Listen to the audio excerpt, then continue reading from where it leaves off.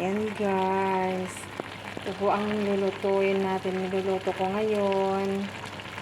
Ayan po. Salo ng laham. Ginisa ko muna yung karne. Pagkatapos, hayaan ko muna siya sa sarili niya ng tubig. Pagkatapos nagtuyo na iyan, saka ko lagyan ng tubig.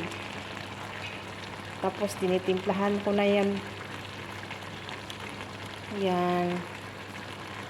Oh. Ate Berna, ito na. Ang gagawin mo dyan, gisahin mo yung sibuyas at saka bawang at luya. Ihalo mo ang bawang at luya. Pagkatapos, gisahin mo hanggang mag-brown yung mga panakot. Ihalo mo na yung ilagay mo na yung karne. Pagkatapos, paayupan mo siya sa sarili ng tubig.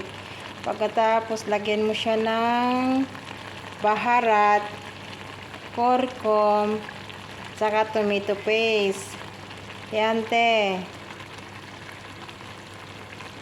Pagkatapos niyan, pag lagyan mo siya ng tubig niya. Tapos, pakuluan mo siya ng pakaluan hanggang lumambot ang karne. Timplahan mo po.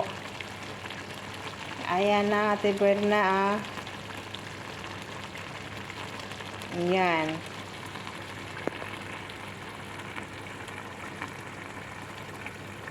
Kung anong mayroon kang gustong lutuin, tingin ka lang sa YouTube ko, sa channel ko, nandyan lahat.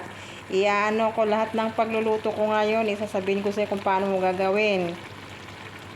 Kasi napapagod po akong magsulat, ipapasa ko pa isa iyo. Ayan kasi, pag tinuturuan ng dito pa, ayaw magpaturo. Pero okay lang. Sa panoorin mo lahat ng video ko mga na-upload ko. Subscribe mo na lang din ako, Ate Ber.